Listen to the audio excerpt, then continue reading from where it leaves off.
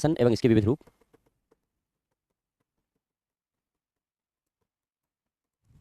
आज ये यूनिट हम लोग खत्म कर लेंगे। ई शासन पढ़ रहे थे हम लोग और ई शासन के मॉडल पढ़ना था आज। ई शासन के मॉडल कौन कौन से हैं? हम लोगों ने ई शासन में पढ़ा कि भाई जैसे जैसे शासन में हम लोग सूचना संचार प्रौद्योगिकी का प्रयोग करते जा रहे हैं, वैसे वैसे शासन के नए नए रूप जन्म लेते जा रहे हैं। तो कौन कौन से नए रूप जन्म लेते जा रहे हैं? उसमें एक जो बड़ा फॉर्मेट है वो है ई गवर्नेंस का। और उस ई गवर्नेंस में तरह तरह के मॉडल प्रयोग में लाए जा रहे हैं। क्यों मॉडल प्रयोग में लाए जाते हैं? बेसिकली ये मॉडल बताते हैं कि सूचनाओं का प्रबंध कैसे करना है, क्योंकि जितना प्रभावी सूचनाओं का प्रबंध होगा शासन उतनी ही गुणवत्ता प्रधान होगा। क्योंकि वर्तमान समय में सूचना और संचार का प्रबंध ही सारी चीजें मैनेज करता है, सरकार से लेकर सब कुछ। अमेरिका इस समय सूचना और संचार का प्रबंध नहीं कर पा रहा है, तो अमेरिका की स्थिति गड़बड़ हो रही है। ओह, ये क्या हो गया?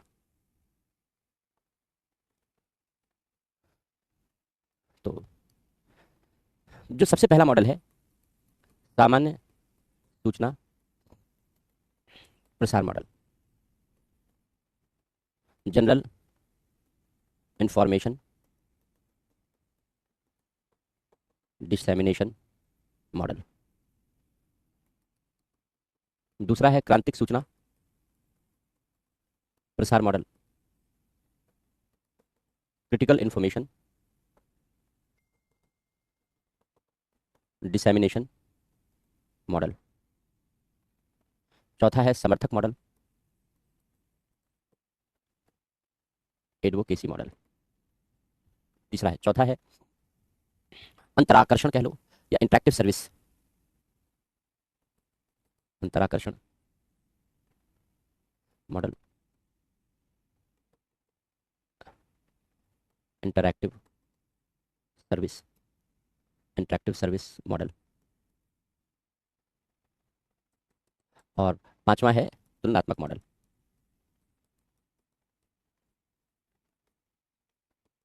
Comparative model. तो ई शासन के ये 5 मॉडल हैं, यानी सूचनाओं का प्रबंध कैसे करना है शासन की गतिविधियों में। इसमें ये 5 अलग अलग दृष्टिकोण हैं, 5 भिन्न भिन्न दृष्टिकोण हैं। पहला है सामान्य सूचना प्रसार मॉडल। सामान्य सूचनाओं का आशय है कि जब हम किसी भी प्लेटफॉर्म पर जाते हैं, जैसे हम किसी वेबसाइट पर जाएं, तो हम क्या जानना चाहते हैं, उस वेबसाइट से हमें कौन कौन सी इन्फॉर्मेशन हमें चाहिए, तो उस वेबसाइट से हमें कौन कौन सी इन्फॉर्मेशन चाहिए, इस इन्फॉर्मेशन को प्रबंध करने का जो मॉडल है वो सामान्य सूचना प्रसार मॉडल है। जैसे हम किसी भी वेबसाइट पर जाएं, जैसे गृह मंत्रालय की वेबसाइट पर जाएं, वित्त मंत्रालय की वेबसाइट पर जाएं, तो सबसे पहले हम देखते हैं कि भाई इसकी संरचना कैसे बनती है, कौन कौन लोग काम करते हैं, मंत्री कौन है, सचिव कौन है, इसका नाम पता, तमाम सारी बातें। फिर इसके बाद अगर कोई स्पेसिफिक जानकारी हमें जाननी है तो फिर उस स्पेसिफिक जानकारी को हम लोग सर्च करते हैं। लेकिन जो एक सामान्य सी इन्फॉर्मेशन है वो सामान्य सी इन्फॉर्मेशन संगठन के बारे में जानने की है। तो जो सामान्य सी इन्फॉर्मेशन है वो आपके लिए एक्सेसिबल हो। एक्सेसिबल होने का मतलब है कि आप जब किसी भी वेब पेज पर जाएं तो वहां आसानी से आपके लिए उपलब्ध हो, आपको बहुत परेशान ना होना पड़े किस कॉलम में जाएं, किस रो में जाएं, किस हेडिंग में जाएं, कहाँ मिलेगी। अक्सर होता है ना कि कोई इन्फॉर्मेशन खोजना है तो आप खोज रहे हैं कि किस हेडिंग में जाएं, किस हेडिंग के अंतर्गत मिलेगी। तो ये ना हो, सामान्य सूचनाओं की शीघ्र सहज उपलब्धता हो। इसी को सामान्य सूचना प्रसार मॉडल कहते हैं। हर विभाग की वेबसाइट पर आप जाएंगे तो इस तरीके की जानकारियां आपको अवेलेबल होंगी, मिल जाएंगी। दूसरा क्रांतिक सूचना प्रसार मॉडल। क्रांतिक सूचना प्रसार मॉडल का मतलब क्या है? कुछ सूचनाएं क्रांतिक महत्व की होती हैं, क्रिटिकल इंपॉर्टेंस की होती हैं। क्रिटिकल इंपॉर्टेंस का मतलब होता है, या क्रिटिकल इन्फॉर्मेशन का मतलब होता है कि वे बेहद संवेदनशील प्रकृति की सूचनाएं हैं। अब अगर सेंसिटिव है, संवेदनशील प्रकृति की सूचनाएं हैं, तो उनका प्रबंधन सामान्य सूचनाओं की तरीके से नहीं हो सकता, क्योंकि संवेदनशील सूचनाएं हैं तो आप तक शीघ्र पहुंचनी चाहिए, आप तक जल्दी पहुंचनी चाहिए। इसलिए उन सूचनाओं का प्रबंध सामान्य सूचनाओं से अलग किया जाता है। जैसे जब आप एनडीएमए की वेबसाइट पर जाएं, नेशनल डिजास्टर मैनेजमेंट अथॉरिटी की वेबसाइट पर जाएं, तो अगर कहीं साइक्लोन आने की चेतावनी है, कहीं तूफान आने की चेतावनी है, कहीं बाढ़ आने की चेतावनी है, तो वो एक एस्टेरिक बना देते हैं लाल कलर का, और फिर वो ऐसे ऐसे चमकता रहता है, ब्लिंक करता रहता है, वो ब्लिंक करता रहेगा। और इससे आपको पता लग जाएगा कि भाई पहले इसको देख लो, ये ब्लिंक कर रहा है, ये नया है, कुछ सेंसिटिव है। यूपीएससी की वैकेंसी आई, मान लो 15 दिन बाद लास्ट डेट है उसकी, तो 15 दिन के लिए वो आपके लिए क्रिटिकल इन्फॉर्मेशन है। वैसे तो आप यूपीएससी की वेबसाइट पर जाकर के बहुत सारी चीज़ें सर्च कर सकते हैं, प्रीवियस ईयर के क्वेश्चन पेपर भी हैं और तमाम सारी बातें हैं, एनुअल रिपोर्ट भी है, लेकिन वो सब तो आप कभी भी सर्च कर लीजिए। लेकिन जब वैकेंसी आई तो वैकेंसी केवल और केवल आपके लिए 15 दिनों के लिए ही उपयोग में ला सकते हैं। 15 दिनों के बाद वो आपके लिए वेस्ट हो जाएगा, आप 15 दिन के बाद उसका उपयोग नहीं कर पाएंगे। तो इस 15 दिन के लिए जो वैकेंसी की इन्फॉर्मेशन है वो क्रिटिकल इन्फॉर्मेशन हो गई। तो जैसे आप यूपीएससी की वेबसाइट पर जाएंगे तो कोई भी नया एडवर्टीजमेंट जो आता है या कोई भी नई वैकेंसी आती है तो ऐसे ब्लिंक करती रहेगी। क्यों? क्योंकि वो आपके लिए क्रिटिकल इन्फॉर्मेशन हो गई। ऐसे ही बीमारियों से संबंधित इत्यादि। तो जब वेब पेज पर, क्योंकि वेब पेज पर तो सूचनाओं का भंडार है, तमाम सूचनाएं पड़ी हुई हैं, अब आप उनमें से कहां कहां खोजेंगे? तो इसलिए जो सूचनाएं आपके लिए क्रिटिकल इंपॉर्टेंस की हैं, संवेदनशील महत्व की हैं, तुरंत जानना जरूरी है आपके लिए, फिर उसका प्रबंधन अलग तरीके से किया जाता है। हम लोग देखते हैं सामान्यतः वो ब्लिंक करता रहता है, उस पर एक एस्टेरिक सितारा जैसा, जिससे हमारी निगाह पड़े और अगर हमारे लिए उपयोगी हो तो हम इसका उपयोग कर सकें।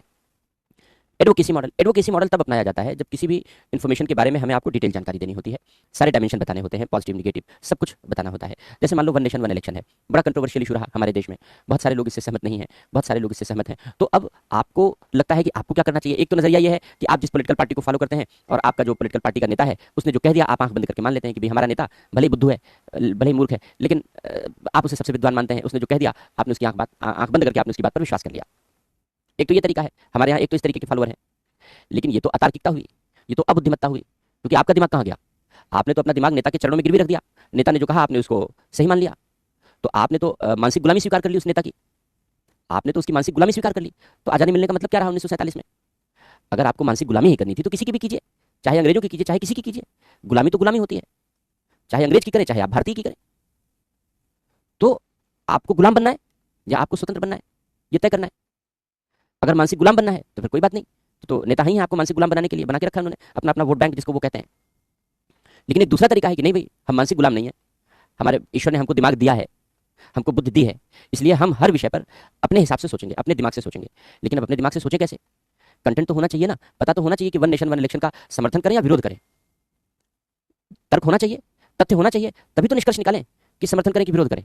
तो ये जो तथ्य और तर्क होते हैं जिसके आधार पर हम ये डिसाइड कर सकें कि हमें वन नेशन वन इलेक्शन का सपोर्ट करना चाहिए या विरोध करना चाहिए, ये हमें एडवोकेसी मॉडल में मिलता है।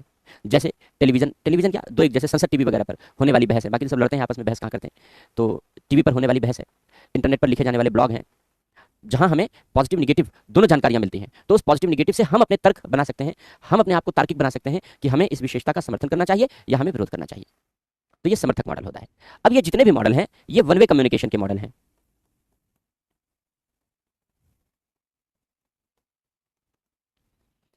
ये वन वे कम्युनिकेशन के मॉडल है, यानी एक मार्गी संचार है। एक मार्गी का संचार का मतलब हुआ कि केवल जो इन्फॉर्मेशन दे रहा है केवल वही कनेक्ट कर सकता है, जो इन्फॉर्मेशन रिसीव कर रहा है वो कनेक्ट नहीं कर सकता, वो नहीं कर सकता, केवल वही कनेक्ट करेगा जो इन्फॉर्मेशन प्रोवाइड कर रहा है। तो इस कमी को पूरा करता है इंटरेक्टिव सर्विस मॉडल या इंटरेक्टिव मॉडल, कुछ भी कह लो। तो इंटरेक्टिव सर्विस मॉडल ये टू वे कम्युनिकेशन मॉडल है।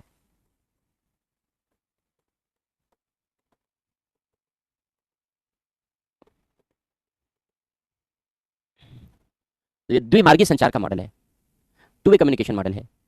द्विमार्गी संचार मॉडल का मतलब है, टू वे कम्युनिकेशन मॉडल का मतलब है कि यहाँ पर केवल जो सर्विस प्रोवाइडर है केवल वो नहीं कनेक्ट करेगा, आप भी कनेक्ट कर सकते हो, विभागों से आप भी कनेक्ट कर सकते हो। जैसे विभाग आपसे शिकायत समाधान का तंत्र उपलब्ध कराते हैं, सीपी ग्राम्स वगैरह है, पढ़ेंगे हम लोग, रेल मदद ऐप है, आप रेल मदद की ऐप से रेलवे के अधिकारियों से सीधे संपर्क कर सकते हैं। तो इस तरीके से आप खुद आप स्वयं विभागों से कनेक्ट करने की क्षमता रखते हो।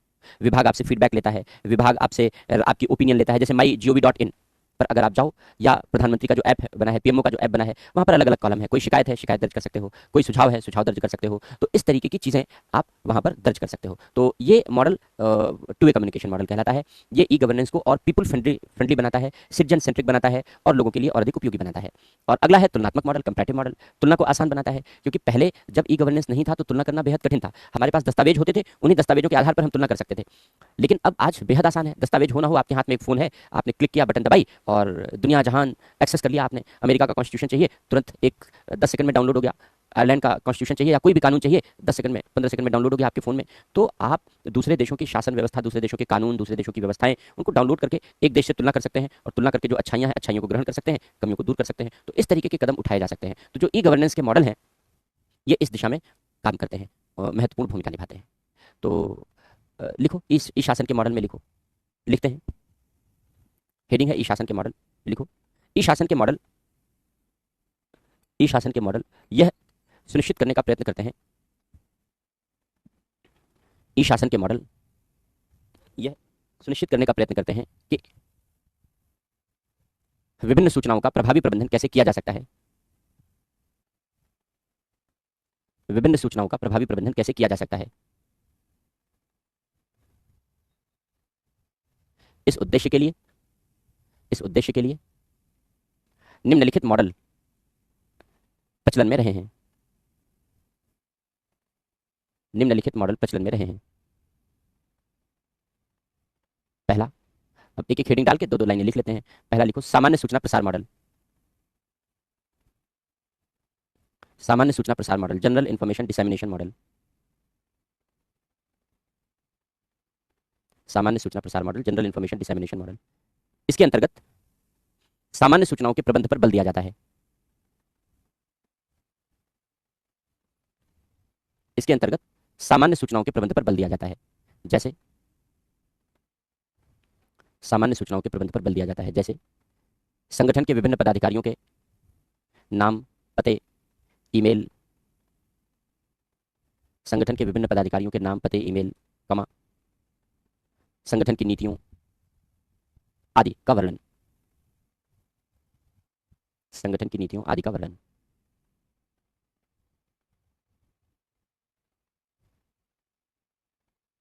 अगला लिखिए, क्रांतिक सूचना प्रसार model, critical information dissemination model.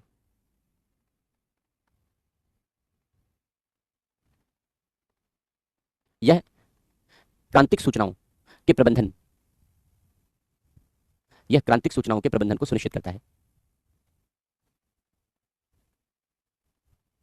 यह क्रांतिक सूचनाओं के प्रबंधन को सुनिश्चित करता है।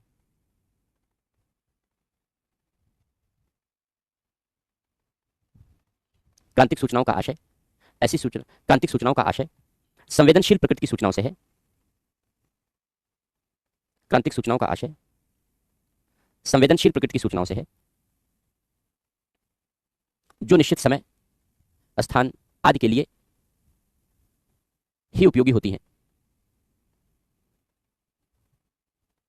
जैसे आपदा से संबंधित सूचनाएं, आपदा से संबंधित सूचनाएं, कमा, बीमारी या महामारी से संबंधित सूचनाएं, जैसे कोविड था तो क्रिटिकल इन्फॉर्मेशन थी, कोविड से रिलेटेड जितनी इन्फॉर्मेशन थी, बीमारी, महामारी आदि से संबंधित सूचनाएं। अपराध से संबंधित सूचनाएं, कहीं आतंकी हमला होना है, अपराध होना है तो इससे संबंधित, जैसे भी दिल्ली में परसों 100 मेल आई थी अलग अलग स्कूलों को कि बम फट जाएगा। इसके पहले एक हफ्ते पहले दिल्ली हाई कोर्ट में मेल आई कि यहाँ बम विस्फोट होने वाला है ना। इस तरीके की हरकतें हो रही हैं, तो ये क्रिटिकल इन्फॉर्मेशन है, ये सब अपराध से संबंधित सूचनाएं इत्यादि, सुरक्षा, तमाम चीजें। अगला लिखो, समर्थक मॉडल। समर्थक मॉडल, इसके अंतर्गत सूचनाओं के विभिन्न पक्षों व आयामों सूचनाओं के विभिन्न पक्षों या आयामों को प्रकट किया जाता है। इसके अंतर्गत सूचनाओं के विभिन्न पक्षों व आयामों को प्रकट किया जाता है, जिससे उसके विषय में व्यापक विश्लेषण किया जा सके। जिससे उसके विषय में व्यापक विश्लेषण किया जा सके। जिससे उसके विषय में व्यापक विश्लेषण किया जा सके।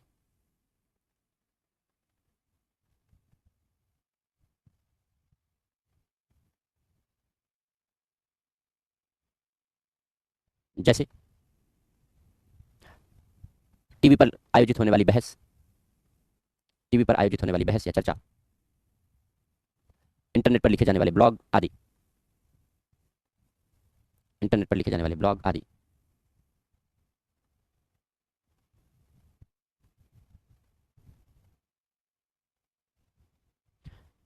अगला लिखो, अंतराकर्षण मॉडल।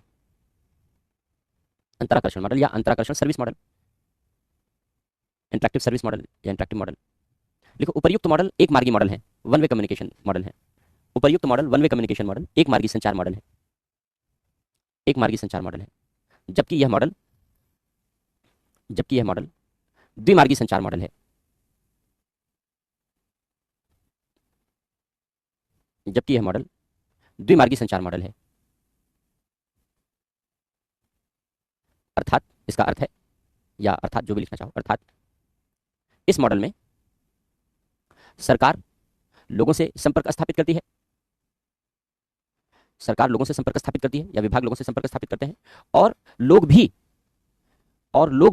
सरकार से संपर्क स्थापित कर सकते हैं, और लोग भी सरकार से संपर्क स्थापित कर सकते हैं। जैसे लोगों के द्वारा विभागों में फीडबैक देना, लोगों के द्वारा विभागों में फीडबैक देना, कमा, नीतियों आदि पर अपनी राय प्रकट करना, नीतियों आदि पर अपनी राय प्रकट करना, कमा, शिकायत दर्ज करना इत्यादि। ये अधिक लोकप्रिय मॉडल है। भाई जब लोग कनेक्ट होंगे, लोगों को भी कनेक्शन का मौका मिलेगा तो लोग इसको ज्यादा सराहेंगे, इसका उपयोग ज्यादा होगा। यह अधिक लोकप्रिय मॉडल है। अगला लिखो, तुलनात्मक मॉडल, कंपैरेटिव मॉडल। तुलनात्मक मॉडल में लिखो, कंपैरेटिव मॉडल में लिखो। यह विभिन्न सूचनाओं की तुलना को सरल बनाता है, विभिन्न सूचनाओं की तुलना को सरल बनाता है। इसके आधार पर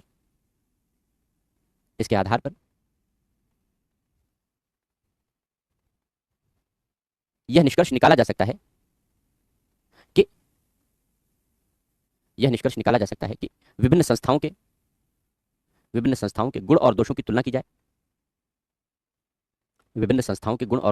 जाए, कमियों को दूर कैसे किया जाए, और कैसे प्रभावी कदम उठाए जाए या कैसे सुधार किए जाए, यानी ये सुधार के लिए मार्ग प्रशस्त करता है। तो ये हो गया ई शासन के मॉडल। अब ई शासन के मॉडल के बाद भारत में ई शासन।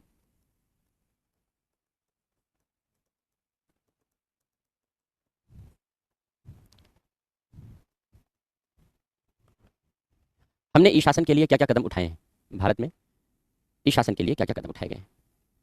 तो ई गवर्नेंस की स्थापना के लिए समय समय पर अलग अलग भूमिकाएं निभाई गई हैं, अलग अलग कदम उठाए गए हैं। क्या क्या कदम उठाए गए हैं ई गवर्नेंस के लिए?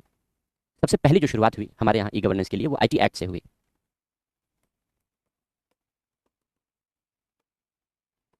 इंफॉर्मेशन टेक्नोलॉजी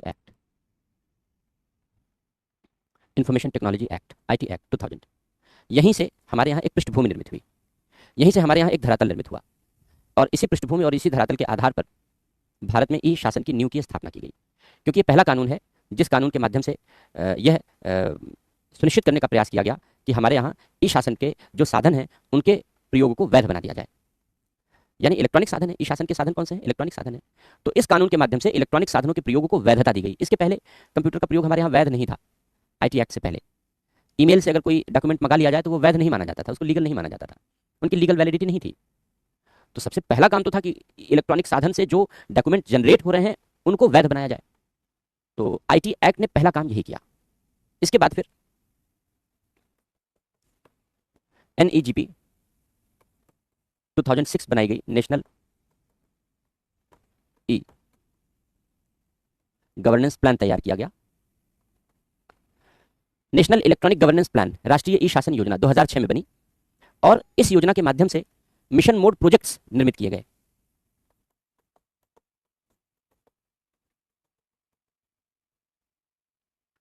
इसके माध्यम से मिशन मोड प्रोजेक्ट चलाए गए। यहां मिशन मोड प्रोजेक्ट का मतलब यह है कि जैसे ये तय किया गया कि भाई कुछ विषय भारत सरकार के अधीन आते हैं, जैसे पासपोर्ट बनाना भारत सरकार के अधीन आता है। कुछ विषय राज्य सरकारों के अधीन आते हैं, जैसे ड्राइविंग लाइसेंस बनाना, राशन कार्ड बनाना, ये सब राज्य सरकारों के अधीन आता है। कुछ क्षेत्रों में भारत सरकार, राज्य सरकारें दोनों मिलकर काम करती हैं, जैसे पर्यावरण हो गया, वन हो गया, शिक्षा हो गया, स्वास्थ्य हो गया, इन पे दोनों सरकारें मिलकर काम करती हैं। तो ये हम लोग जानते हैं, ये विषयों का बंटवारा है कॉन्स्टिट्यूशन के अंतर्गत। तो जहां इस तरीके से भारत सरकार, राज्य सरकारें जो सेवाएं दे रही हैं, उन सेवाओं में हम इलेक्ट्रॉनिक साधनों के प्रयोग को एक मिशन मोड प्रोजेक्ट पर एक टारगेट रख करके हम उसे पूरा करें, एक टारगेट रखें, उसको अचीव करें। तो इस तरीके से मिशन मोड प्रोजेक्ट हम चलाएं, इसी को एनईजीपी कहा गया। तो शुरुआत हुई, अच्छी शुरुआत हुई। पासपोर्ट सर्विसेज आज पूरी तरीके से इलेक्ट्रॉनिक हो गई। आपका जो ड्राइविंग लाइसेंस बनाने का प्रावधान है राज्यों में, वो इलेक्ट्रॉनिक हो गया। तो धीरे धीरे स्टेट ने चीजों को लागू किया। अब अभी और कदम बढ़ना बाकी है, जैसे पुलिसिंग है, ई पुलिस होनी चाहिए पूरी तरीके से।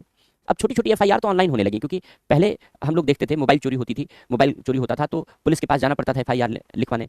एक तो आदमी परेशान, उसका फोन चोरी हो गया, दूसरा पुलिस वाले बिना 100-200 रुपए लिए वो एफआईआर तो इसकी कोई होती नहीं थी, लेकिन एक एप्लीकेशन पर मुहर लगा के दे देते थे कि भाई हाँ आपकी चीज हमारी जानकारी में है। उस मुहर लगाने के 200 रुपए ले लेते थे, 300 रुपए ले लेते थे। करप्शन का एक नया तरीका था। लेकिन अब अच्छी बात यह हो गई कि इस तरीके की चीजों को ऑनलाइन अब आप एफआईआर के रूप में दर्ज कर सकते हैं। ई एफआईआर, इलेक्ट्रॉनिक एफआईआर की जा सकती है। तो इस तरीके की जो इन्फॉर्मेशन है वो अभी इनको और ज़्यादा डायनेमिक बनाना जरूरी है। जो भी भूमि से संबंधित जानकारियां हैं, लैंड रिकॉर्ड में पहले खूब हेरा फेरी करता था जो लेखपाल होता था। आपने उसको पैसा दिया, उसने दूसरे जो पड़ोसी की जमीन है और उसकी जो चौहद्दी है, भाई नक्शा विभागों में मेंटेन होता था, इंक गिरा दी, अब गायब, सीमा गायब। अब कहीं से भी टेढ़ा मेढ़ा करके बना दे, हो गया विवाद शुरू, न्यायालय में विवाद शुरू, मुकदमा चलेगा 20 साल 25 साल। तो लैंड रिकॉर्ड को मेंटेन करना बड़ा चैलेंजिंग रहा है हमारे यहाँ, वो भी चूंकि करप्शन रहा है, इस वजह से और ज्यादा समस्या रही है। इसलिए लैंड रिकॉर्ड को भी इलेक्ट्रॉनिक किया जा रहा है, इलेक्ट्रॉनिक भू अभिलेख तैयार किए जा रहे हैं।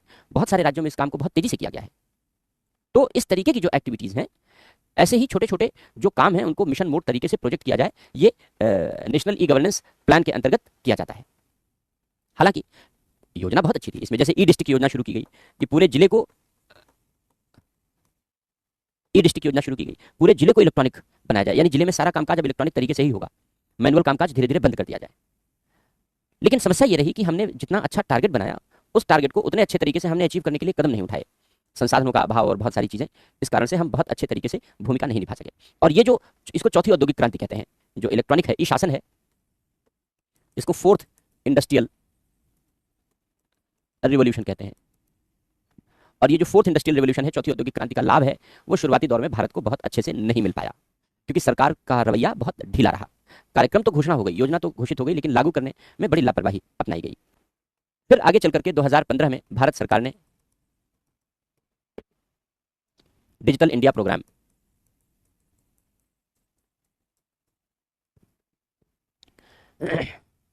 2015 में भारत सरकार ने डिजिटल इंडिया प्रोग्राम लॉन्च कर दिया। अब इस डिजिटल इंडिया प्रोग्राम के तहत पूरे देश को डिजिटाइज करने का प्रावधान किया गया। अभी तक तो केवल गवर्नेंस को फोकस किया जा रहा था, अब इसके माध्यम से यह लक्ष्य तय किया गया कि अब हम डिजिटल इंडिया प्रोग्राम के तहत अब एक ज्ञानवान भारत की स्थापना की जाए। इलेक्ट्रॉनिक साधनों का प्रयोग करते हुए, सूचना और संचार तकनीक के साधनों का प्रयोग करते हुए एक ज्ञानवान भारत की स्थापना की जाए। यानी अब केवल शासन पर ही फोकस नहीं करना है, बल्कि इंडिविजुअल को भी फोकस करना है, हर चीज फोकस करनी है। कैसे फोकस किया जाए, इसके लिए 3 बातों पर बल दिया गया। शुरुआत में 3 विजन रखे गए इसका। पहला, डिजिटल इंफ्रास्ट्रक्चर को मजबूत किया जाए।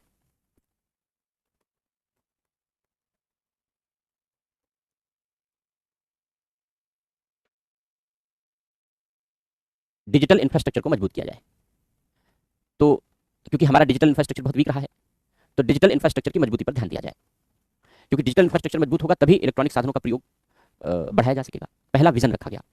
दूसरा विजन रखा गया कि ऑन डिमांड सप्लाई और सर्विसेज प्रोवाइड की जाए, है ना।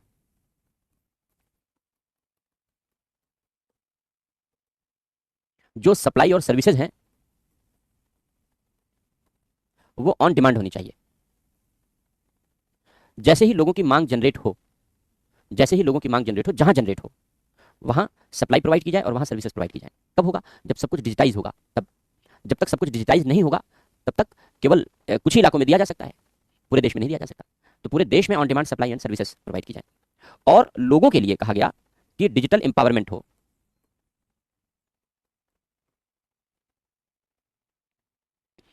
डिजिटल एम्पावरमेंट हो यानी लोगों का डिजिटल सशक्तिकरण हो। इसको हम लोग ऐसे ही हिंदी में भी लिखते हैं, इसीलिए हमने इंग्लिश में ऐसे लिख दिया। डिजिटल इंफ्रास्ट्रक्चर लिखेंगे हम लोग, इसको हम लोग ऐसे ही डिजिटल एम्पावरमेंट लिखेंगे, या डिजिटल सशक्तिकरण यहां चाहो तो लिख सकते हो। यहां पर on demand supply and service, इसको ऐसे ही लिखेंगे, ऑन डिमांड सप्लाई और सर्विस प्रोवाइड की जाए। मांग पर, हिंदी लिखना चाहेंगे तो लिखा देंगे भी कि मांग पर आपूर्ति और सेवाएं उपलब्ध कराई जाए। तो ये विजन रखा गया, ये विजन था इसका डिजिटल इंडिया प्रोग्राम का, कि सरकार से लेकर और लोगों तक ये दोनों काम सरकार का है, ये दोनों काम सरकार का है और ये जो काम है ये काम लोगों का है। तो सरकार से लेकर लोगों तक इसे मजबूत बनाया जाए और प्रभावी बनाया जाए। तो डिजिटल इंडिया प्रोग्राम लॉन्च किया गया इसीलिए। और क्या टारगेट रखे गए, क्या गोल रखा गया, ये तो विजन था इसका। इस विजन को ध्यान में रख करके लॉन्च किया गया। क्या क्या करना है इसके अंतर्गत। पहली बात, सरकार ने कहा कि भाई ब्रॉडबैंड हाईवेज बनाए जाएंगे।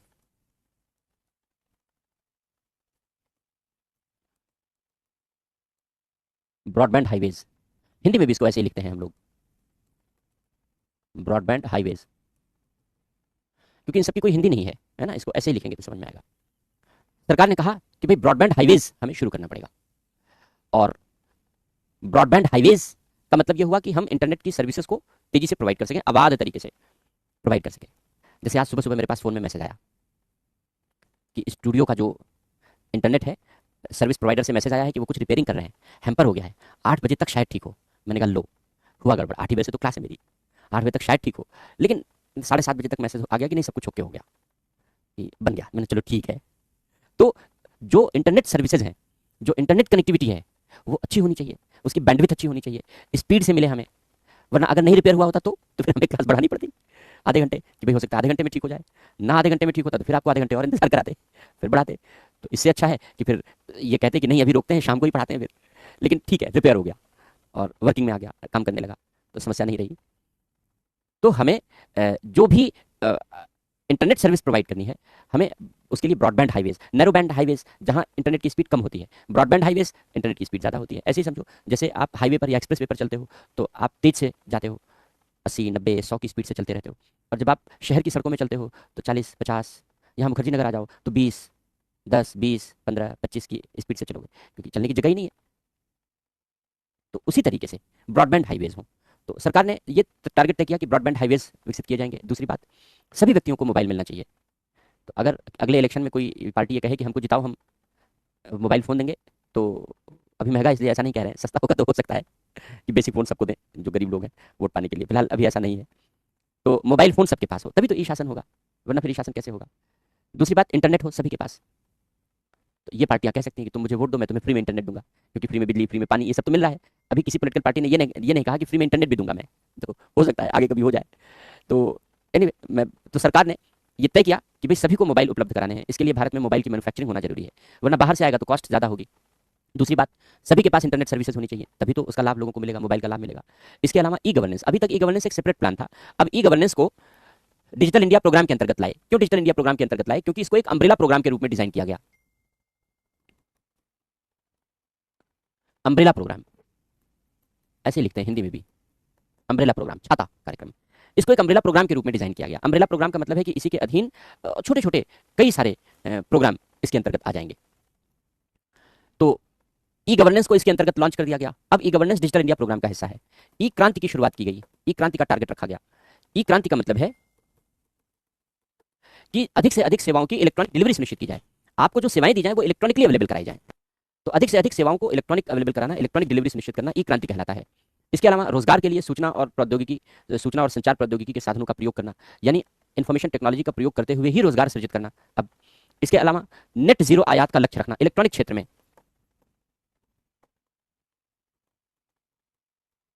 नेट जीरो आयात, इलेक्ट्रॉनिक क्षेत्र में नेट जीरो आयात का मतलब है कि हम विदेशों से कुछ भी नहीं मंगाएंगे। हम विदेशों से कुछ भी नहीं मंगाएंगे, जो कुछ होगा हम सब अपने देश में उत्पादित करेंगे। ऐसा फिलहाल बिल्कुल संभव नहीं है, अभी सब कुछ मंगाते हैं, लेकिन धीरे धीरे इस दिशा में कदम आगे बढ़ा रहे हैं। अगला बात, इलेक्ट्रॉनिक मैन्युफैक्चरिंग को प्रोत्साहन देना, कि इलेक्ट्रॉनिक क्षेत्र में सारी मैन्युफैक्चरिंग भारत में हो और शीघ्र उत्पादन के कार्यक्रम शुरू किए जाएं, यानी इलेक्ट्रॉनिक मैन्युफैक्चरिंग को शीघ्र प्रमोट किया जाए, भारत में शीघ्र उत्पादन के कार्यक्रम शुरू हो। ये काम तो हुए और हम लोगों ने शुरू भी किया। अब जैसे भारत सरकार ने ये प्रेशर बना दिया सैमसंग पर, एप्पल पर और भी जो चीनी मोबाइल की कंपनियां हैं, रेडमी हैं, ओप्पो हैं, सब पर, कि आपको अगर भारत में फ़ोन बेचना है तो भारत में ही बनाना पड़ेगा। भारत में बनने से एक फ़ायदा ये होगा कि कुछ इनकम भारत की भी होगी और मेक इन इंडिया का फ़ोन होगा कि भाई भारत में बना है और भारत के लोगों को रोजगार मिलेगा, भारत के लोगों की आजीविका बढ़ेगी। हालांकि हमारी कोई कंपनी मोबाइल मैन्युफैक्चरिंग में नहीं है, भारत की कोई कंपनी अभी मोबाइल मैन्युफैक्चरिंग में नहीं है, सारी विदेशी कंपनियां हैं जो मोबाइल मैन्युफैक्चरिंग में है। लेकिन अब अच्छी बात यह है कि सबकी प्रोडक्शन यूनिट भारत में है, यहाँ तक कि एप्पल भी अब भारत में ही अपना फ़ोन बना रहा है और वही फ़ोन भारत में बिकता है, विदेशों में भी यहाँ से जाता है, एक्सपोर्ट किया जाता है। तो जो इलेक्ट्रॉनिक मैन्युफैक्चरिंग है, उस इलेक्ट्रॉनिक मैन्युफैक्चरिंग में तेजी लाई जाए, ये डिजिटल इंडिया प्रोग्राम के अंतर्गत लक्ष्य रखा गया। हालांकि सबसे अच्छा होगा कि भारत की कंपनियां भी यहाँ निवेश करें और इस दिशा में काम करें। इसके लिए उन्हें R&D को थोड़ा प्रमोट करना पड़ेगा, बढ़ाना पड़ेगा। तो ये कदम है जो उठाए गए हैं विगत वर्षों में ई गवर्नेंस को लेकर के। लेकिन चैलेंजेस भी हैं ई गवर्नेंस को लेकर के। सबसे पहली बात कि ई गवर्नेंस की परियोजनाओं को लागू करने में करप्शन रहा है, अपराधीकरण की भावना ही है। 47% लोकसभा में आपराधिक छवि के लोगों को आप सब लोगों ने मिल करके चुन करके भेजा है, भाई लोगों ने वोट दिया है तभी तो पहुंचे, वरना कैसे पहुंचते हैं। 47% क्रिमिनल बैकग्राउंड के लोग, तो आपराधिक छवि के लोगों को लोकसभा में प्रवेश देकर के भेजा जा रहा है। तो स्वाभाविक सी बात है, संसद की भूमिका में गिरावट आई है, तेजी से गिरावट आई है। इसके अलावा ग्रामीण क्षेत्रों में डिजिटल इंफ्रास्ट्रक्चर बहुत वीक है। हालांकि सरकार डिजिटलाइजेशन पर फोकस कर रही है, वहाँ भी ब्रॉडबैंड के नेटवर्क बनाए जा रहे हैं। पंचायतों में अब इलेक्ट्रॉनिक पंचायतें बनाई जा रही हैं, ई पंचायतें बनाई जा रही हैं। सारी पंचायतों का डिजिटलीकरण किया जा रहा है। गाँव में भी इंटरनेट पहुँचने लगा है और अधिकांश गाँव में पहुँच चुका है। लेकिन अभी पूरे देश में, क्योंकि हम तो पूरे देश की बात करेंगे ना, तो पूरे देश में अभी ग्रामीण क्षेत्रों में जो डिजिटाइजेशन है वो बहुत अच्छा नहीं है। डिजिटल इंफ्रास्ट्रक्चर वहाँ काफ़ी वीक है, क्योंकि डिजिटल इंफ्रास्ट्रक्चर को मजबूत बनाने के लिए हमें फंड भी चाहिए, पैसे भी चाहिए, और हमारे पास इतना फंड नहीं है कि भारत एक मुश्त सारा पैसा लगा करके और एक ही बार में बोले कि बस हो गया डिजिटाइज भारत। तो इसके लिए एक मुश्त पैसा भी चाहिए, तो इतना फंड भी हमारे पास नहीं रहता। इसलिए हम लोग हर साल बजट के माध्यम से थोड़ा थोड़ा फंड लगाते हैं और डिजिटाइजेशन को आगे बढ़ा रहे हैं। तो फिलहाल डिजिटलीकरण हो रहा है, लेकिन अभी गति ग्रामीण क्षेत्रों में डिजिटलाइजेशन होना बाकी है, वहाँ डिजिटल इंफ्रास्ट्रक्चर वीक है। ग्रामीण क्षेत्रों में क्या कहें, अभी तो नई दिल्ली जैसे क्षेत्रों में भी स्थितियाँ खराब हैं। आप देखो, कभी कभी आप फ़ोन यूज़ करो तो वो लगने के बजाय beep beep beep beep beep करके फ़ोन कनेक्ट ही नहीं होगा। कहीं भी बैठे हो, पता चला सारे सिग्नल गायब हो गए फ़ोन के, सारे नेटवर्क गायब, सारे सिग्नल गायब। अब फ़ोन के सारे सिग्नल गायब हो गए तो क्या करोगे? फिर आप लेकर के घूमते हो फ़ोन, अरे भाई आ जाए, कहीं सिग्नल आ जाए, तब बात हो पाती है। ये तो दिल्ली का हाल है, अक्सर ऐसा होता है। यहाँ मुखर्जी नगर में तो खूब होता है, हम लोग देखते हैं। तो जो ये डिजिटल इंफ्रास्ट्रक्चर का वीक होना हुआ, और अगर आप बेसमेंट में चले गए कहीं तो वहाँ सारे नेटवर्क गायब। बेसमेंट में तो कहीं कोई नेटवर्क नहीं है, आपको बाहर ही आना पड़ेगा तभी आप बात कर पाओगे। तो जब देश की राजधानी में ये हालात हैं, तो ग्रामीण क्षेत्रों में तो समस्या होती ही होगी, स्वाभाविक सी बात है। तो हमें डिजिटल इंफ्रास्ट्रक्चर को बहुत स्ट्रांग, बहुत मजबूत बनाने की जरूरत है, और ये अभी एक बड़ी चुनौती है। इसके अलावा लोगों का डिजिटल एम्पावरमेंट अभी तक नहीं हो पाया। लोग अभी पूर्ण साक्षरता नहीं मिली है। नए आंकड़े आएंगे तो पता चलेगा जनगणना के कि भाई कौन कितना साक्षर है, लेकिन लगभग एक चौथाई जनता निरक्षर है, आज भी अक्षर नहीं पहचानती। हम कैसे उम्मीद करेंगे कि वो ई साक्षर होगी, इलेक्ट्रॉनिक साक्षर होगी? जब साक्षर ही नहीं है तो इलेक्ट्रॉनिक साक्षर कैसे होगी? जागरूकता का अभाव है लोगों में। हम सब मोबाइल फ़ोन यूज़ करते हैं, लेकिन हम में से कितने लोगों को ये पता है कि मोबाइल फ़ोन यूज़ करने के लिए कौन कौन से सिक्योरिटी फीचर हमें दिए गए हैं, या कौन कौन से सेफ्टी फीचर हमें दिए गए हैं, और हमें क्या करना चाहिए, हमें क्या करना चाहिए इसके लिए? डूज एंड डोंट्स क्या क्या हैं, क्या करना चाहिए, क्या नहीं करना चाहिए, कौन सी एप्लीकेशन डाउनलोड करनी चाहिए, नहीं करनी चाहिए, कैसे हम पता लगाएं कि कोई एप्लीकेशन, कोई ऐप ऑथेंटिक है, नहीं है? कहीं ऐसा तो नहीं कि हमने किसी ऐप को डाउनलोड किया, वायरस चला हुआ है उसके साथ? बहुत सारी चीज़ें हैं। मैसेजेस आते रहते हैं, टेलीफोन कॉल्स आती हैं, स्पैम कॉल आती हैं, फ्रॉड कॉल आती हैं, स्पैम मैसेजेस आते हैं, स्पैम मेल आती हैं, तरह तरह की एक्टिविटीज़ हैं। कैसे बचें?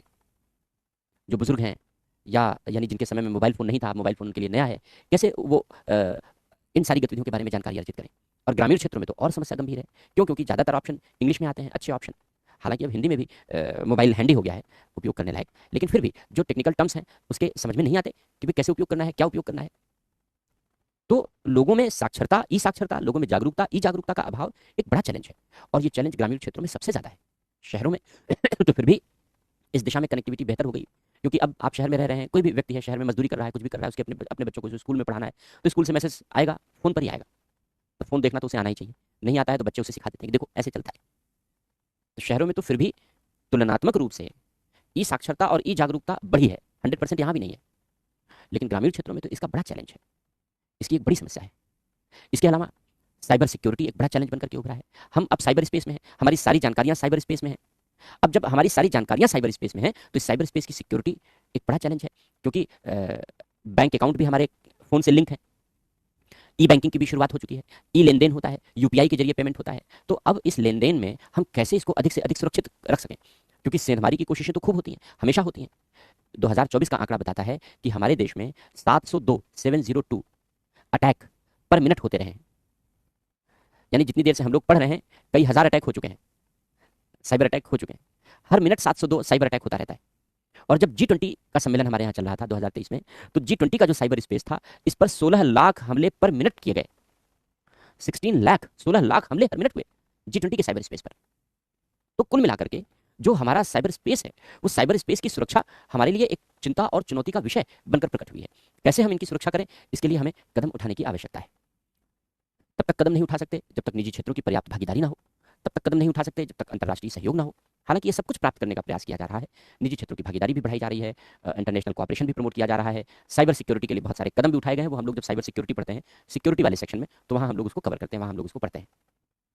अभी हमारा पर्पस यहाँ पढ़ना ई गवर्नेंस है, तो ई गवर्नेंस को फोकस करके पढ़ रहे हैं। तो ई गवर्नेंस के सामने इस तरीके के चैलेंजेस आते हैं, और इन चैलेंजेस को दूर करने के लिए सरकारें जो कदम उठा रही हैं, उन कदमों को तेजी लानी पड़ेगी। उनको हमें अधिक मात्रा में संसाधन इकट्ठे करने पड़ेंगे, लोगों को जागरूक बनाना पड़ेगा, डिजिटली अवेयर और डिजिटली एम्पावर करना पड़ेगा, जो डिजिटल इंडिया प्रोग्राम का मिशन भी है। और धीरे धीरे हमें पूरे देश को डिजिटाइज करना होगा। तो अब अच्छी चीज़ ये है कि सरकारों की जो पूरी की पूरी व्यवस्था है, वो सब डिजिटल प्लेटफॉर्म पर आ चुकी है। आप कोई भी आरटीआई एप्लीकेशन दायर करना चाहते हैं तो आप ऑनलाइन दायर कर सकते हैं, सरकार से कनेक्टिविटी करना चाहते हैं तो आप डायरेक्ट और ऑनलाइन कनेक्टिविटी कर सकते हैं। लेकिन इस कनेक्टिविटी में जो लकुनाज हैं उनको, यानी जो सीमाएं हैं, जो कमियां हैं, उन सीमाओं और कमियों को हमें दूर करना पड़ेगा। अब एआई आ गया, एआई बेस्ड टेक्नोलॉजी आ गई, तो इसका भी उपयोग हम कर सकते हैं। फ़ोन यूज़ करने में एक समस्या ये भी आती है, ई गवर्नेंस यूज़ करने में जो लोकल भाषाएं हैं, लैंग्वेज एक बड़ी समस्या है, क्योंकि इंग्लिश में है सारी चीज़ें, या फिर हिंदी में, क्योंकि हिंदी स्पीकिंग लोग ज़्यादा हैं तो हिंदी में है। लेकिन जो बहुत सारे दूर दराज इलाके हैं, जैसे तमिलनाडु में रहने वाला व्यक्ति ना तो इंग्लिश जानता है, मान लो, ना तो हिंदी जानता है, वो केवल तमिल जानता है। या फिर आंध्र प्रदेश में रहने वाला व्यक्ति केवल तेलुगु जानता है, ना वो इंग्लिश जानता है, ना वो हिंदी जानता है। तो अब ऐसी दशा में उसके लिए फ़ोन प्रयोग करना और कठिन हो गया। हालांकि अब सारी भारतीय भाषाओं में अनुवाद उपलब्ध कराए जा रहे हैं, लेकिन जितने सरकारी कार्यक्रम हैं, जितने सरकारी दस्तावेज हैं, वो सब तो लोकल लैंग्वेज में नहीं है ना, वो तो केवल इंग्लिश में है, इंग्लिश में मैक्सिमम अवेलेबिलिटी है। इसके अलावा हिंदी में ट्रांसलेशन है, और कुछ लोकल लैंग्वेज में भी ट्रांसलेशन किए गए हैं। सारे लोकल लैंग्वेज में तो ट्रांसलेशन नहीं हो सकते। तो अगर हम इलेक्ट्रॉनिकली किसी डॉक्यूमेंट को शेयर कर रहे हैं, अगर हम साझा कर रहे हैं, तो जो लोग केवल अपनी लोकल लैंग्वेज समझते हैं, ना वो इंग्लिश जानते हैं, ना वो हिंदी जानते हैं, तो ऐसी दशा में उनके साथ कनेक्टिविटी कैसी होगी, कैसे उनको कनेक्ट किया जाए? ये सब चैलेंजेस हैं जो विगत वर्षों में ई गवर्नेंस के सामने उभर करके आए हैं। लेकिन अच्छी बात यह है कि जितने चैलेंजेस सामने आए हैं, उन सारे चैलेंजेस की जानकारी है हमें, और उन सारे चैलेंजेस को दूर करने के लिए सरकार लगातार रिसर्चेस को प्रमोट कर रही है कि ज़्यादा से ज़्यादा रिसर्चेस किए जाएं और इस दिशा में हम कदम आगे बढ़ा सकें, जिससे ई गवर्नेंस का लाभ जन जन तक पहुंचाया जा सके, लोगों तक पहुंचाया जा सके। तो लिखो ई गवर्नेंस के बारे में। भारत में ई शासन है, हम लोग लिख रहे थे, क्योंकि मॉडल तो हम लोगों ने पढ़ लिया है। अब हेडिंग है भारत में ई शासन, तो लिखो भारत में ई शासन। पहला पॉइंट लिखो, पहला पॉइंट लिखो, सूचना प्रौद्योगिकी अधिनियम 2000, सूचना प्रौद्योगिकी अधिनियम 2000 निर्मित किया गया।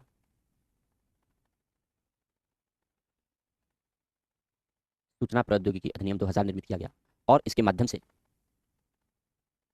और इसके माध्यम से सूचना और संचार प्रौद्योगिकी के साधनों, सूचना और संचार प्रौद्योगिकी के साधनों, सूचना और संचार प्रौद्योगिकी के साधनों के प्रयोग को वैधता प्रदान की गई। सूचना और संचार प्रौद्योगिकी के साधनों के प्रयोग को वैधता प्रदान की गई, क्योंकि इसके पहले इंफॉर्मेशन कम्युनिकेशन टेक्नोलॉजी के साधनों का प्रयोग वैध नहीं था हमारे यहाँ, लीगल नहीं था। आप डॉक्यूमेंट बना सकते थे, लेकिन उसको लीगल नहीं माना जाता था, न्यायालय उसको एक्सेप्ट नहीं करता था, उसकी कानूनी वैल्यू जीरो होती थी, लीगल वैल्यू जीरो होती थी। यह देश का पहला साइबर कानून है, आईटी एक्ट, यह देश का पहला साइबर कानून। अगला पॉइंट लिखो, नेक्स्ट पॉइंट लिखो। 2006 में, 2006 में, 2006 में भारत सरकार ने नेशनल ई गवर्नेंस प्लान एनईजीपी, 2006 में भारत सरकार ने नेशनल ई गवर्नेंस प्लान, राष्ट्रीय ई शासन योजना की शुरुआत की।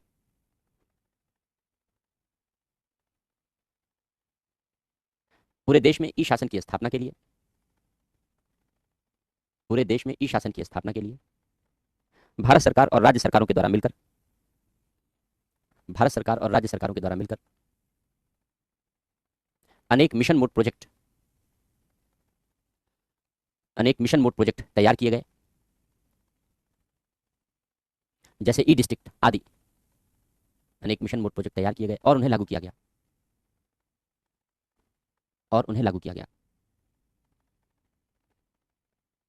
यद्यपि इस कार्यक्रम की गति मंद रही, धीमी रही, धीमी गति से लागू हुआ, इस कार्यक्रम की गति धीमी रही, क्योंकि उस सरकार में करप्शन पीक पर था, इसीलिए करप्शन के अगेंस्ट आंदोलन हुआ, मूवमेंट हुआ। नक्सलवाद पीक पर था, करप्शन पीक पर था, आतंकी हमले पीक पर थे। वो ऐसा काल था करीब 2010-11-12 तक। तो इस कारणों से जो ई गवर्नेंस के लिए प्रोजेक्ट तैयार हुए, उन पर एक्शन बहुत अच्छा नहीं हो पाया। योजना तो बहुत अच्छी थी, लेकिन इंप्लीमेंटेशन बहुत अच्छा नहीं हो पाया, क्योंकि बुराइयां पीक पर पहुंच गई। नक्सलवाद सबसे ज़्यादा पीक पर इसी समय था, जिसको आज खत्म करने की बात टारगेट रखा गया है। 2007 में वो पीक पर था नक्सलवाद पूरे देश में। आतंकवाद पीक पर था, बड़ी बड़ी घटनाएं होती थी, हर इलाके में घटनाएं होने लगी। भ्रष्टाचार पीक पर था, बड़े बड़े घोटाले किए गए, खूब लोगों ने रिश्वत ली। तो जो अच्छे प्रोग्राम बनाए गए, उन अच्छे प्रोग्रामों का लाभ नहीं मिला लोगों को। जैसे मनरेगा, अच्छा कार्यक्रम चलाया गया, लेकिन मनरेगा का लाभ अभी भी लोगों को नहीं मिल पा रहा है पूरी तरीके से। वहाँ भी करप्शन है, क्योंकि करप्शन नहीं कंट्रोल किया गया। ऐसे ही ई शासन था, कार्यक्रम बहुत अच्छा था, लेकिन इंप्लीमेंटेशन बहुत खराब था। अगला पॉइंट लिखो, 2015 में, 2015 में भारत सरकार ने डिजिटल इंडिया कार्यक्रम, digital India program, digital India कार्यक्रम की शुरुआत की। यह एक अम्ब्रेला कार्यक्रम है, अम्ब्रेला प्रोग्राम है, यह एक अम्ब्रेला प्रोग्राम है, जिसका उद्देश्य, जिसका उद्देश्य सूचना और संचार प्रौद्योगिकी के माध्यम से, जिसका उद्देश्य सूचना और संचार प्रौद्योगिकी के माध्यम से ज्ञानवान भारत की स्थापना करना है, ज्ञानवान भारत की स्थापना करना है। इस कार्यक्रम के अंतर्गत निम्नलिखित विजन निर्धारित किए गए।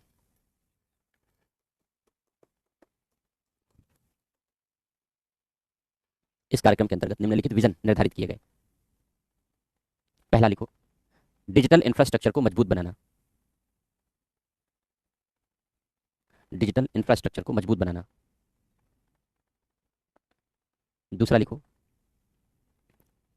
मांग पर सेवाएं और आपूर्ति, ऑन डिमांड सप्लाई और सर्विस उपलब्ध कराना। ऑन डिमांड सप्लाई और सर्विस उपलब्ध कराना, मांग पर आपूर्ति और सेवाएं सुनिश्चित करना। अगला पॉइंट लिखो, लोगों का डिजिटल सशक्तिकरण करना।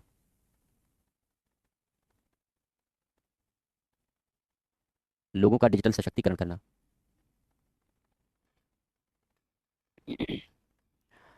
लिखो, इस कार्यक्रम के अंतर्गत, पैरा चेंज करके लिखो, इस कार्यक्रम के अंतर्गत निम्नलिखित पिलर्स, स्तंभ घोषित किए गए। इस कार्यक्रम के अंतर्गत निम्नलिखित पिलर्स या निम्नलिखित स्तंभ घोषित किए गए। गोल्स हैं, टारगेट है, उनको स्तंभ कहा गया। लक्ष्य हैं जिनको पिलर्स कहा गया है, स्तंभ कहा गया है, लक्ष्य कह सकते हैं। पहला पॉइंट लिखो, ब्रॉडबैंड हाईवेज का विकास करना। ब्रॉडबैंड हाईवेज का विकास करना। दूसरा लिखो, सभी व्यक्तियों को मोबाइल उपलब्ध कराना। सभी व्यक्तियों को मोबाइल उपलब्ध कराना। अगला पॉइंट लिखो, सभी व्यक्तियों तक इंटरनेट की पहुंच सुनिश्चित करना। सभी व्यक्तियों तक इंटरनेट की पहुंच सुनिश्चित करना। अगला पॉइंट लिखो, ई गवर्नेंस, ई शासन, अभी शासन इसके अधीन आ गया। ई शासन अर्थात सूचना और संचार प्रौद्योगिकी के साधनों का प्रयोग कर, अर्थात सूचना और संचार प्रौद्योगिकी के साधनों का प्रयोग कर शासन की गुणवत्ता में वृद्धि करना। सूचना और संचार प्रौद्योगिकी के साधनों का प्रयोग कर शासन की गुणवत्ता में वृद्धि करना। अगला लिखो, ई क्रांति, ई क्रांति अर्थात सेवाओं की इलेक्ट्रॉनिक डिलीवरी सुनिश्चित करना। सेवाओं की इलेक्ट्रॉनिक डिलीवरी, इलेक्ट्रॉनिक उपलब्धता या इलेक्ट्रॉनिक डिलीवरी सुनिश्चित करना। नेक्स्ट पॉइंट लिखो, रोजगार के लिए, रोजगार के लिए सूचना और संचार तकनीक के साधनों का प्रयोग करना। रोजगार के लिए सूचना और संचार तकनीक के साधनों का प्रयोग करना। अगला पॉइंट लिखो, इलेक्ट्रॉनिक क्षेत्र में, इलेक्ट्रॉनिक क्षेत्र में नेट जीरो आयात का लक्ष्य प्राप्त करना। इलेक्ट्रॉनिक क्षेत्र में नेट जीरो आयात, नेट जीरो आयात का लक्ष्य प्राप्त करना, यानी पूर्ण आत्मनिर्भर बनना कहने का मतलब है। अगला पॉइंट लिखो, इलेक्ट्रॉनिक मैन्युफैक्चरिंग को प्रोत्साहन देना। इलेक्ट्रॉनिक उत्पादन को या इलेक्ट्रॉनिक मैन्युफैक्चरिंग को प्रोत्साहन देना। और अंतिम पॉइंट लिखो, शीघ्र उत्पादन के कार्यक्रम प्रारंभ करना। शीघ्र उत्पादन के कार्यक्रम प्रारंभ करना। शीघ्र उत्पादन के कार्यक्रम प्रारंभ करना। तो ये हो गया ब्रॉडबैंड। अब लिखो, ई गवर्नेंस के लिए ये कदम हम लोगों ने बड़े बड़े ये कदम उठाए हैं। बाकी एक पॉइंट और लिख लो, जैसे ये हम लोगों ने डिजिटल इंडिया प्रोग्राम लिखा। अगला पॉइंट लिख लो, अगला पॉइंट लिख लो, साइबर सुरक्षा के लिए, साइबर सुरक्षा के लिए विशेष कदम उठाए गए हैं। विशेष कदम उठाए गए हैं, प्रभावी कदम उठाए गए हैं, जिससे इस इलेक्ट्रॉनिक क्रांति या चतुर्थ औद्योगिक क्रांति, इलेक्ट्रॉनिक क्रांति या चतुर्थ औद्योगिक क्रांति का प्रभावी लाभ लिया जा सके, का प्रभावी लाभ लिया जा सके या उपलब्ध कराया जा सके।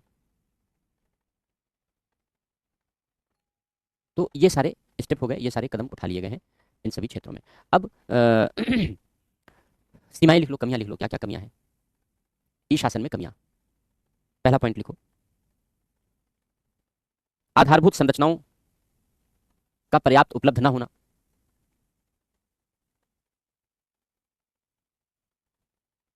आधारभूत संरचनाओं का पर्याप्त उपलब्ध न होना, जैसे विद्युत का अभाव आदि।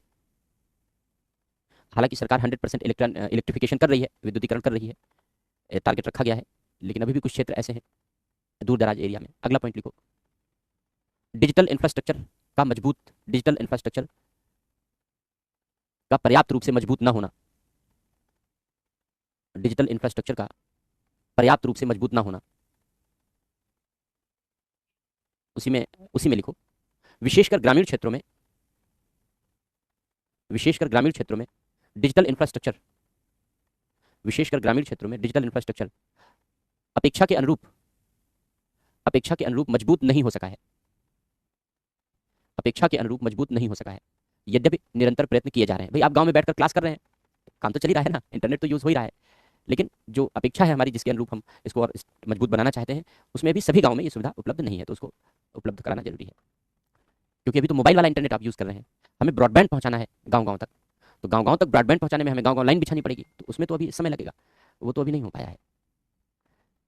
अब तो सैटेलाइट से इंटरनेट की शुरुआत हो रही है, तो बिना हम लाइन बिछाए भी इंटरनेट प्रोवाइड कर सकते हैं सैटेलाइट लिंक के माध्यम से। उसकी स्पीड लोग बताते हैं उतनी अच्छी नहीं होती, लेकिन फिर भी एक पूरक सप्लीमेंट्री पार्ट के रूप में तो हम लोग प्रोवाइड कर सकते हैं, लेकिन कॉस्टली आइटम है ये सारे। ग्रामीण क्षेत्रों में कॉस्ट बियर करना भी एक चैलेंज है वहाँ पर, क्योंकि आजीविका के साधन ग्रामीण क्षेत्रों में तो विकसित नहीं किए गए, कुटीर उद्योगों का बहुत विकास तो किया नहीं गया। अब चल रहा है वोकल फॉर लोकल। अभी दिल्ली में सरस मेला 5 तारीख से 22 तारीख तक लगा था, सारे ग्रामीण उत्पादों के लिए लगा हुआ था, पूरे देश के अलग अलग राज्यों के। मैंने सोचा था मैं भी जाऊँगा एक बार, जा ही नहीं पाया। 22, आज कौन सी तारीख है, 23 तारीख, कल खत्म हो गया, 22 तारीख तक था। तो अब धीरे धीरे जो लोकल चीज़ें हैं उनको प्रमोट किया जा रहा है, तो ग्रामीण क्षेत्रों में धीरे धीरे आजीविका बढ़ेगी, लोगों के इनकम स्रोत। तो लिखो लिखो, विशेषकर ग्रामीण क्षेत्रों में हमने लिखा दिया कि अपेक्षा के अनुरूप विकास नहीं हो पाया है, यद्यपि प्रयत्न किया जा रहा है। नेक्स्ट पॉइंट लिखो, भ्रष्टाचार। इसको एक्सप्लेन करने की जरूरत नहीं है। अगला पॉइंट लिखो, राजनीति और प्रशासन का अपराधीकरण। एन वोहरा की रिपोर्ट पहले एक्सप्लेन कर चुके हैं, तो दोबारा लिखाने की जरूरत नहीं है। अगला पॉइंट लिखो, ब्रिटिशकालीन कानूनों की उपस्थिति। ब्रिटिशकालीन कानूनों की उपस्थिति और ब्रिटिशकालीन कार्य संस्कृति की उपस्थिति। हालांकि चेंज किए जा रहे हैं, लेकिन अभी तो समस्या ही है, ब्रिटिशकालीन कार्य संस्कृति की उपस्थिति। अगला पॉइंट लिखो, लोगों में साक्षरता और जागरूकता का अभाव। लोगों में साक्षरता और जागरूकता का अभाव। अगला पॉइंट लिखो, लोगों में ई साक्षरता और ई जागरूकता का अभाव। लोगों में ई साक्षरता और ई जागरूकता का अभाव, कमा कमा, जो विशेषकर ग्रामीण क्षेत्रों में अधिक है। ग्रामीण क्षेत्रों में ज्यादा चैलेंज, जो विशेषकर ग्रामीण क्षेत्रों में अधिक है। अगला पॉइंट लिखो, वित्तीय संसाधनों की सीमाएं। वित्तीय संसाधनों की सीमाएं। अगला पॉइंट लिखो, साइबर खतरों। साइबर खतरों की संख्या में निरंतर वृद्धि। तो अगर आपने सिक्योरिटी पढ़ लिया होगा तो उसमें हम लोग साइबर सिक्योरिटी पढ़ते हैं, तो साइबर सिक्योरिटी में तमाम साइबर खतरे हैं, साइबर युद्ध है, साइबर आतंकवाद है, साइबर अपराध है, साइबर जासूसी है। नहीं पढ़ा होगा तो बाद में होगा तो पढ़ेंगे, तो वो वहाँ कवर करते हैं हम लोग, इसलिए यहाँ पर नहीं लिखा। ये इतनी समस्याएं हो गई। अब उपाय लिख लो, क्या उपाय किए जाने चाहिए। सुझाव या उपाय। पहला पॉइंट लिखो, आधारभूत संरचनाओं और डिजिटल आधारभूत संरचनाओं, डिजिटल इंफ्रास्ट्रक्चर और डिजिटल इंफ्रास्ट्रक्चर को मजबूत बनाने के लिए निवेश में वृद्धि की जाए। निवेश में वृद्धि की जाए और अतिरिक्त वित्तीय स्रोतों का प्रबंध किया जाए। पैसा कम रहता है इसलिए थोड़ा थोड़ा बजट देते हैं, बहुत पैसा हो तो इकट्ठा कर सकते हैं, इसके लिए अतिरिक्त वित्तीय स्रोतों का प्रबंध किया जाए।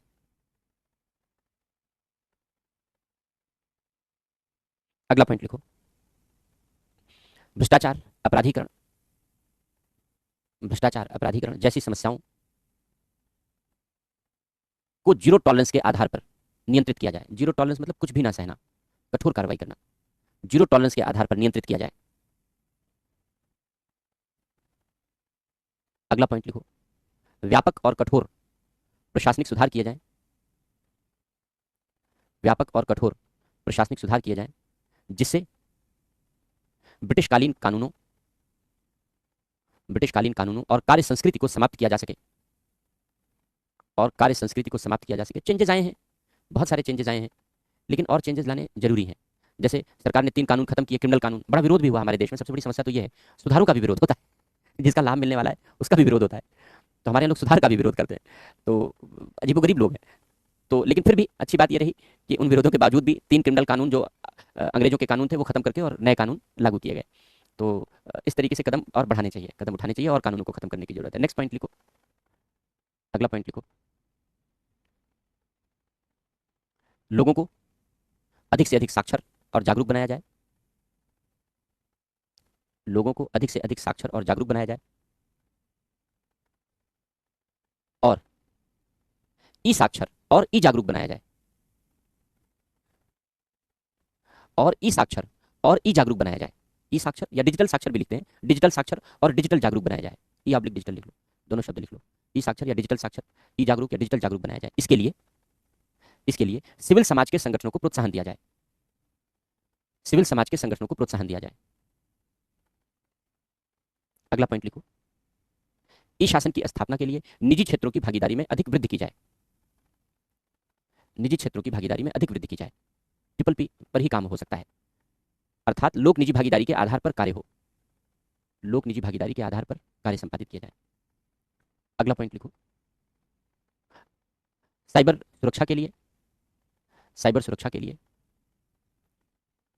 प्रभावी प्रयत्न किए जाएं, किए गए हैं लेकिन कुछ कदम उठाने बाकी हैं, वो हम लोग पढ़ेंगे। प्रभावी प्रयत्न किए जाएं और लोगों को इस संबंध में जागरूक बनाया जाए, और लोगों को इस संबंध में जागरूक बनाया जाए। अगला पॉइंट लिखो, अंतर्राष्ट्रीय सहयोग, अंतर्राष्ट्रीय सहयोग में वृद्धि की जाए। अगर अंतर्राष्ट्रीय सहयोग मिले इस क्षेत्र में तो और बेहतर हो सकता है। अंतर्राष्ट्रीय सहयोग में वृद्धि की जाए। तो ये हो गया ई गवर्नेंस के बारे में।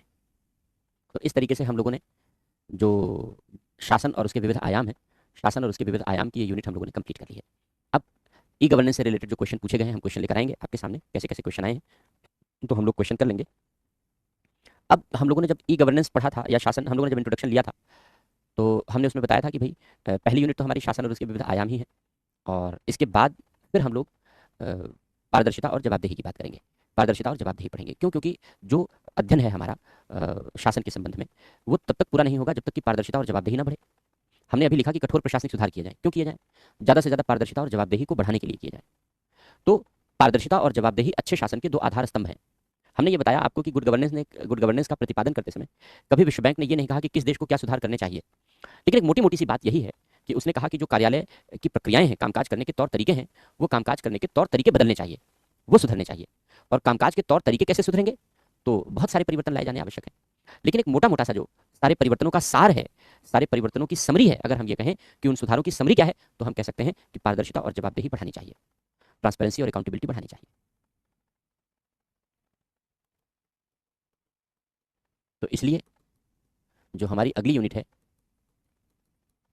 वह है पारदर्शिता और जवाबदेही।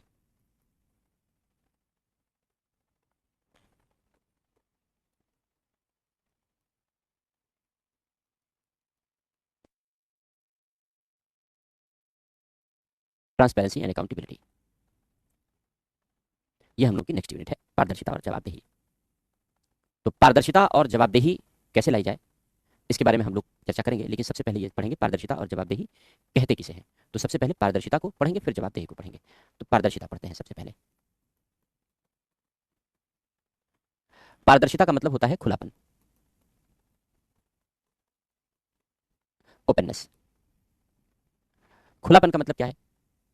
खुलापन का मतलब यह है, ओपननेस का मतलब यह है, इसको ऐसे समझें जैसे हम लोग जब सरकारी विभागों में कामकाज करने के लिए जाते हैं, हमारा सरकारी विभागों से लेना देना होता है, तो सरकारी विभागों की सूचनाएं और जानकारियां ज़्यादातर गोपनीय होती हैं, क्योंकि उनके बारे में हमें पता नहीं होता, हम उनके बारे में नहीं जानते। तो जब हमें उनके बारे में पता नहीं होता और हम नहीं जानते, और ज़्यादातर चीज़ें हम जान नहीं सकते, ये भी बात है, तो हम कहते हैं कि सरकारी कार्यप्रणालियां गोपनीय हैं, सीक्रेट हैं, कॉन्फिडेंशियल हैं। लेकिन खुलापन इस गोपनीयता का विरोधी है, ये इसका अपोजिट है।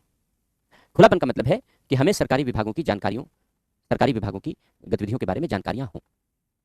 बीडीओ का ऑफिस है, डीएम का ऑफिस है, हेल्थ डिपार्टमेंट का ऑफिस है, एजुकेशन डिपार्टमेंट का ऑफिस है, ये सब हमारे डेवलपमेंट के लिए काम कर रहे हैं। जब हमारे डेवलपमेंट के लिए काम हो रहा है, एजुकेशन, हेल्थ, सड़क बनाने में, इन सब चीज़ों में, तो यहाँ गोपनीयता की कोई ज़रूरत ही नहीं है। हमें तो पता होना चाहिए कि हमें जो सर्विसेज दी जा रही हैं विभागों में, उसके लिए कितना बजट आया है, कौन कौन से अधिकारी जिम्मेदार हैं, क्या कर रहे हैं, कैसे कर रहे हैं, सब कुछ पता होना चाहिए हमें। अगर सड़क बन रही है तो कौन सा ठेकेदार बना रहा है, किसको ठेका दिया गया है, कितने समय के लिए दिया गया है, क्वालिटी के क्या मानक रखे गए हैं, ये सब जानने का अधिकार है हमें। और अगर ये हम जानना चाहते हैं तो बड़े पेनलेस तरीके से, बड़े पेनलेस तरीके से, बिना किसी दबाव, बिना किसी प्रभाव कि हमें ये जानकारियां मिल सके, हम तक ये जानकारियां पहुंच सके। तो अगर सरकारी विभागों के बारे में हमें ये जानने का अधिकार है तो यही खुलापन है, इसी को ओपननेस कहते हैं। लेकिन जब सरकारी अधिकारियों, सरकारी विभागों के बारे में ये जानने का अवसर नहीं होगा, ये जानने का अधिकार नहीं होगा, तो यही गोपनीयता है। तो पारदर्शिता खुलापन है। फायदा क्या होगा? क्यों खुलापन चाहिए हमें?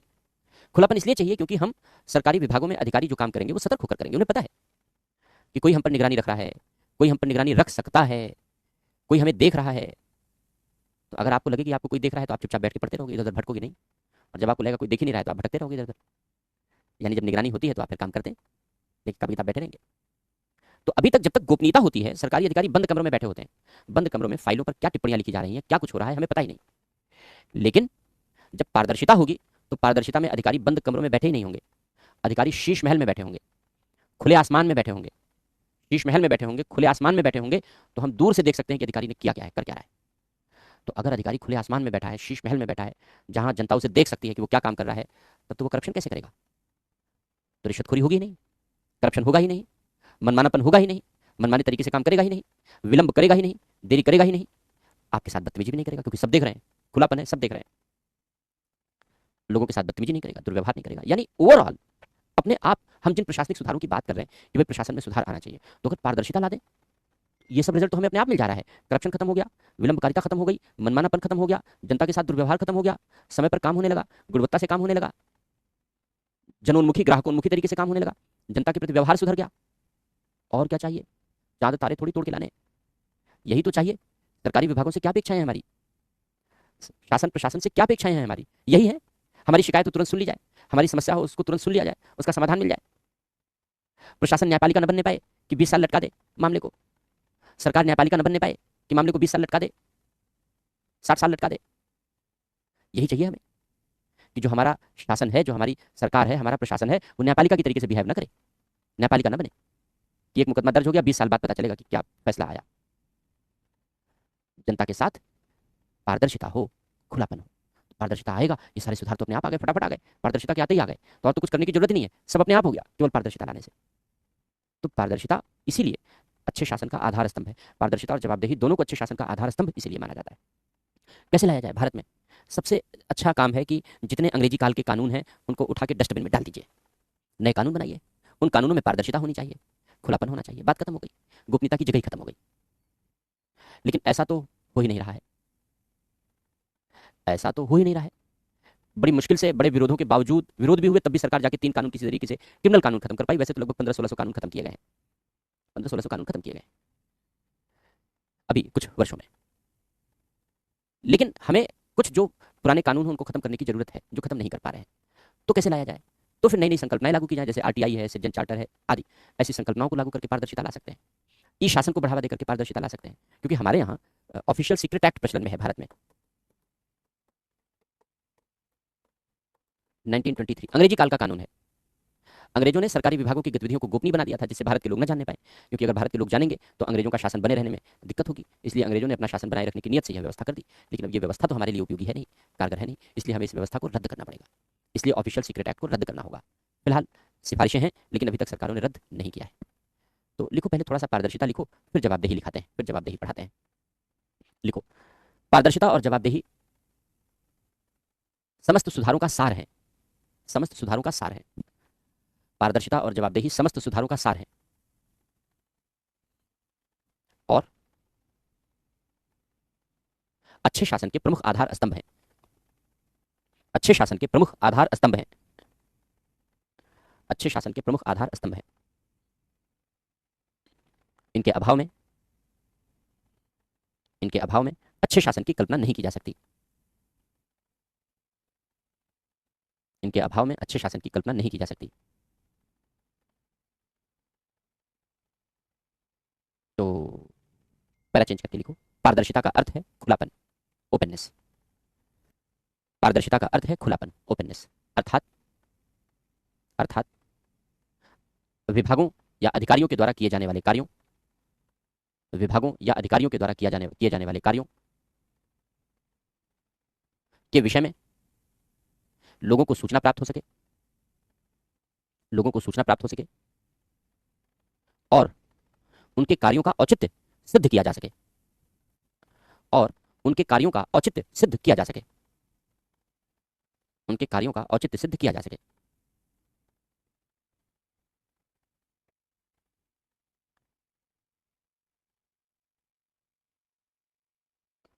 अब लिखो महत्व, पारदर्शिता का महत्व क्या है। पारदर्शिता का महत्व, पहला पॉइंट लिखो, यह भ्रष्टाचार की संभावनाओं को समाप्त करता है। यह भ्रष्टाचार की संभावनाओं को समाप्त करता है।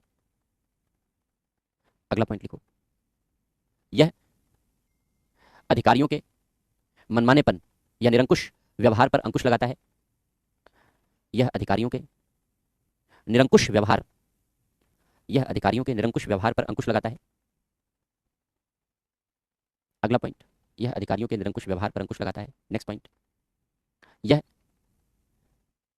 विभागों में होने वाले विलंब, यह विभागों में या विभागीय कार्यवाहियों में होने वाले विलंब को रोकने में सक्षम है। विभागों में होने वाले विलंब को रोकने में सक्षम है। अगला पॉइंट लिखो, यह समय और संसाधनों की बचत करता है। यह समय और संसाधनों की बचत करता है। नेक्स्ट पॉइंट, यह समय और संसाधनों की बचत करता है। नेक्स्ट पॉइंट, यह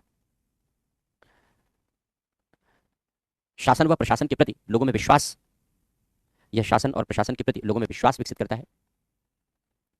शासन और प्रशासन के प्रति लोगों में विश्वास विकसित करता है। अगला पॉइंट, यह लोगों की शिकायतों और समस्याओं के समाधान के प्रति, यह लोगों की शिकायतों और समस्याओं के समाधान के प्रति एक प्रभावी वातावरण विकसित करता है। एक प्रभावी वातावरण विकसित करता है। उपयुक्त वातावरण या प्रभावी वातावरण विकसित करता है।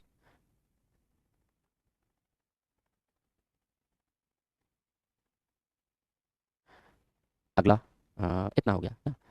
इस प्रकार, नेक्स्ट पैरा चेंज करके लिखो, इस प्रकार प्रशासनिक व्यवस्था में आमूल परिवर्तन लाने में सहायक है। प्रशासनिक व्यवस्था में आमूल परिवर्तन लाने में सहायक है, करने में सहायक है। अब हेडिंग लिखो, भारत में ई शासन, सॉरी, भारत में पारदर्शिता। भारत में पारदर्शिता, भारत में पारदर्शिता लिखो, भारत में ऑफिशियल सीक्रेट एक्ट, कार्यालयीय गोपनीयता अधिनियम 1923 का प्रचलन है। 1923 लागू है। भारत में कार्यालयीय गोपनीयता अधिनियम 1923 लागू है। परिणाम स्वरूप विभागों की गतिविधियां गोपनीय हैं। विभागों की गतिविधियां गोपनीय हैं। स्वतंत्रता के पश्चात, स्वतंत्रता के पश्चात संशोधन कर इस कानून को और कठोर बना दिया गया। खत्म करने के बजाय और कठोर बना दिया। स्वतंत्रता के पश्चात इस कानून को संशोधन कर और कठोर बना दिया गया। अतः गोपनीयता, अतः गोपनीयता भारतीय शासन प्रणाली की कार्य संस्कृति का भाग रही है। गोपनीयता भारतीय शासन प्रणाली की कार्य संस्कृति का भाग रही है। किंतु अच्छे शासन की अवधारणा के प्रतिपादन के पश्चात, गुड गवर्नेंस जब आया, अच्छे शासन की अवधारणा के प्रतिपादन के पश्चात अब पारदर्शिता पर बल दिया जा रहा है। अब पारदर्शिता पर बल दिया जा रहा है। जैसे पहला पॉइंट, ई शासन की स्थापना, ई शासन की स्थापना। दूसरा पॉइंट, सूचना का अधिकार जैसी संकल्पनाओं को लागू करना, आरटीआई को लागू करना, पढ़ेंगे आगे इसी में, सूचना का अधिकार जैसी संकल्पनाओं को लागू करना आदि। तो अब ये कदम हम उठा रहे हैं, लेकिन जो ऑफिशियल सीक्रेट एक्ट है 1923 वाला, वो नहीं खत्म कर रहे, वो अभी भी बना हुआ है। ये चिंता की बात है, जबकि उसे खत्म करना जरूरी है। और जो इसी से डीआरडीओ, इसरो, ये सब भी कवर होते हैं, तो उनके लिए एक अलग कानून बना दिया जाए और कानून बनाकर उनको सिक्योर किया जाए। लेकिन शिक्षा विभाग, स्वास्थ्य विभाग, लोक निर्माण विभाग, इसमें किस बात की गोपनीयता, काहे की गोपनीयता? अपराध नियंत्रण है, कानून व्यवस्था है, उसमें थोड़ी बहुत गोपनीयता की तो फिर भी जरूरत है। पुलिस छापेमारी करने जा रही है तो गोपनीय होना चाहिए, लेकिन विकास कार्यों में और वेलफेयर के कामों में गोपनीयता का कोई मतलब नहीं, करप्शन को बढ़ाता है। तो पारदर्शिता पढ़ा हमने, अब जवाबदेही पढ़ेंगे, लेकिन समय समापन की ओर है। तो चैट देख लेते हैं, क्वेश्चन देख लेते हैं आपके, कुछ पूछना चाहो तो पूछ लो।